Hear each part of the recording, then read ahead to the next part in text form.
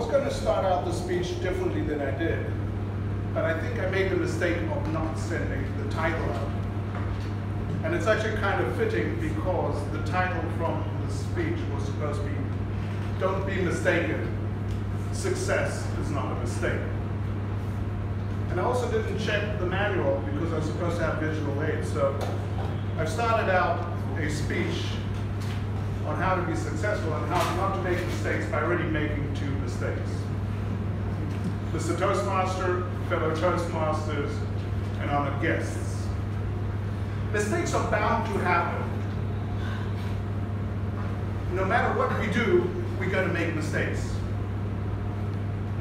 But I believe that we need to embrace our mistakes as soon as possible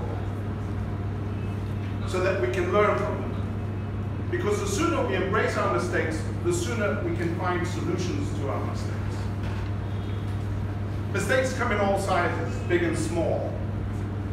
And personally, I love making big mistakes like I just made, or forgetting stuff, or forgetting to send the title. Because the sooner you make the mistake, the sooner you can move on. Mistakes come in all sizes, big and small, but it's those small mistakes that we make that hide somewhere till they become a big problem that really cause most of the mistakes. So it's always good to have a plan for our mistakes because most mistakes are unplanned. Just the other day, coming here to Asia, I made a big mistake. And it took me a long time to realize it. I was checking in for my flight, and they couldn't find my reservation. And at the beginning, the guy said, "Oh, sure, don't worry. It's not a problem. The systems are slow." But then he called over his supervisor. And the supervisor looked at me and said, "Sir, can I see your reservation?" So I pulled out my phone and I showed it to her. I found the reservation. And she looked at it and she said, "Sir, you made a big mistake. If you want to get on this flight tonight, you're going to have to buy a new ticket." And actually, I looked at her incredulously because I don't make those kinds of mistakes. I'm an experienced traveler. I've traveled to over 120 countries. But then she showed me my little mistake. I'd forgotten to double check my spelling of my name. Just like I forgot to double check that the Toastmaster had the title to my speech today, or my manual. You see, it's those little mistakes that we make that are never planned. So we need to have a plan in place for when mistakes happen. See, I'm not here by mistake in front of you because I don't make mistakes. I'm in front of you because I've made all the mistakes possible. The only thing that's kept me successful is because I've learned from all my mistakes. Yeah, I even started a business by mistake years ago. At the time, I was dead broke, and the only thing I had was 2 things, 2 questions that I kept on asking myself over and over again to come up with solutions. And those questions were, how can I fix this?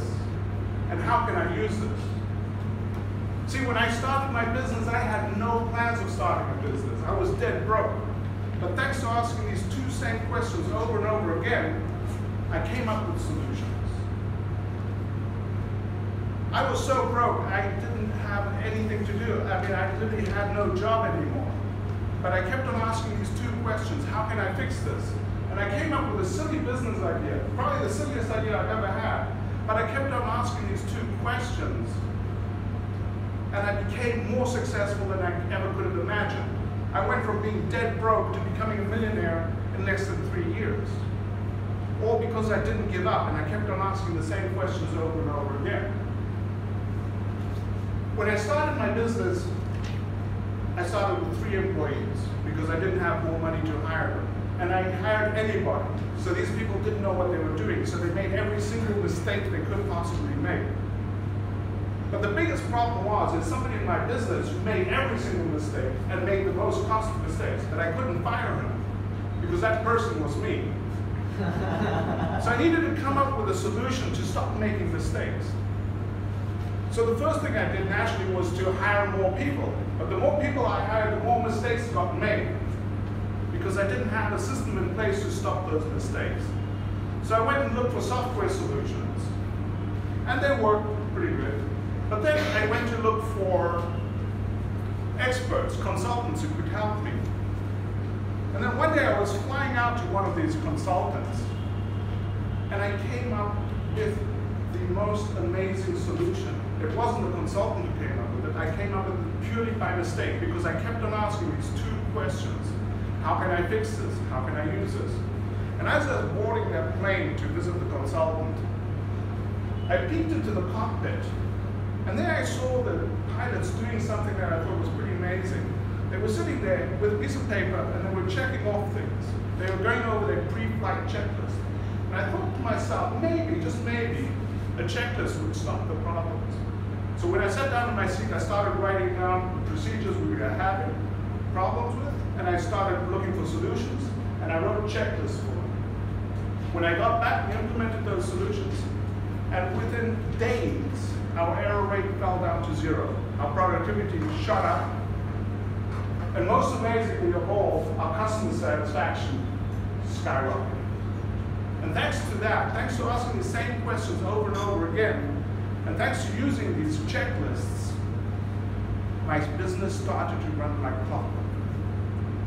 After about 9 months, I was able to complete the dream that I've always had, to go travel the world.